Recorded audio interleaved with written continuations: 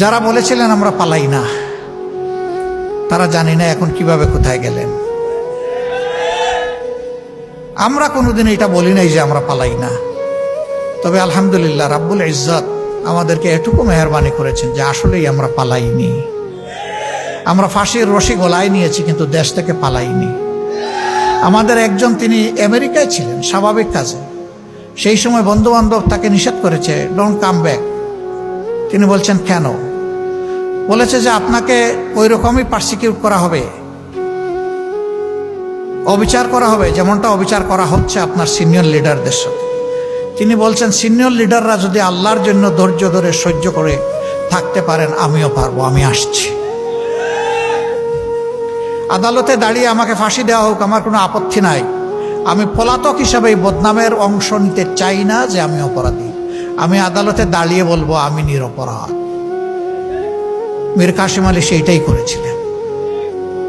কিন্তু না আসলে পারতেন ভাই, কেউ তারে বলতো না যে উনি পালিয়ে গেছেন, কারণ তার বিরুদ্ধে কোনো ওয়ারেন্ট, কোনো মামলা ছিল না। তিনি এসেছেন তার নৈতিক দায়বোধের জায়গা থেকে, তার দেশকে ভালোবাসেন। এই জন্য তিনি বলেছেন যে দেশে আল্লাহ আমাকে পয়দা করেছেন, আমার মত যেন সেই দেশে হয়। সম্মানিত ভাইয়েরা, গেল তাদের চ্যাপ্টার, এখন কি হবে? এখন কি এগুলোই চলবে? আগামীতেও কি একটা দুর্নীতিবাজ সরকার এসে আমাদের সব লন্ডভন্ড করে দেবে? আগামীতেও সন্ত্রাসীরা এসে আমাদের উপর আবার ছড়ি ঘুরাবে? আগামীতে আমাদের মা বোনদের ইজ্জত নিয়ে আবার টানাহেঁচড়া করা হবে? আমাদের জীবনের উপর কালো হাত নেমে আসবে? সবগুলার বিরুদ্ধে আমাদেরকে সিংহের মতো গর্জন করতে হবে ইনশাআল্লাহ। আমাদের স্পষ্ট বক্তব্য, দুর্নীতি তোমাকে লাল কার্ড, সন্ত্রাস তোমাকে একেবারেই কালো কার্ড, অবিচার তোমার জায়গায় সমাজে হবে না। একটা দুর্নীতিমুক্ত, সামাজিক সুবিচারে পরিপূর্ণ, একটা ভারসাম্যপূর্ণ অর্থনীতির দেশ হিসাবে বুক চিতিয়ে যুদ্ধ করা যুবকদের হাতে তাদের মেধার মূল্যায়ন করে তাদেরকে এদেশের দেশ গঠনে তাদেরকে কাজে লাগানোর সেই পরিকল্পনা নিয়ে আগাচ্ছে বাংলাদেশ জামাত ইসলামী।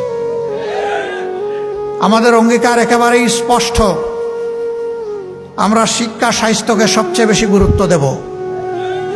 কারণ একটি ভালো জাতি গড়তে হলে অবশ্যই আমাদের একটা ভালো শিক্ষা ব্যবস্থা লাগবে। আমাদের শিক্ষা ব্যবস্থা ভালো নেই। একটা ভালো জাতি গড়তে হলে অবশ্যই সুস্থ সবল আমাদের সন্তানদেরকে চিকিৎসা দিয়ে গড়ে তুলতে হবে। আমাদের স্বাস্থ্য ব্যবস্থা সেরকমটা নয়, ভঙ্গুর স্বাস্থ্য ব্যবস্থা। আমাদের দ্বিতীয় অগ্রাধিকার হচ্ছে দুর্নীতির বিরুদ্ধে আমাদের লড়াই। আল্লাহ ক্ষমতায় কারে নিবে না নিবে উই ডোন্ট নো। এই অ্যালটমেন্ট আসবে ইনশাআল্লাহ আসমান থেকে।